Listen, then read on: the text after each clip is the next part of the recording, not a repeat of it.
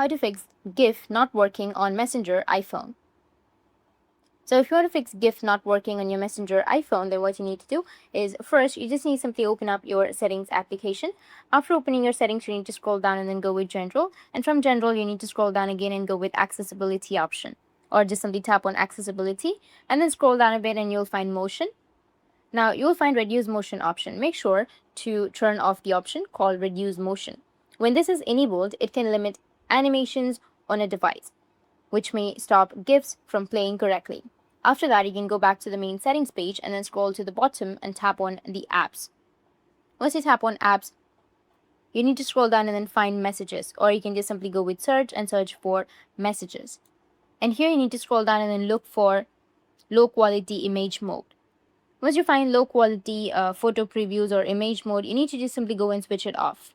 This setting can sometimes affect how media like GIFs are sent and displayed. Once you have completed these steps, you need to go back and try sending or viewing a GIF again, and it should now work properly. And that's it. And if you have any questions, feel free to comment below. Thanks for watching.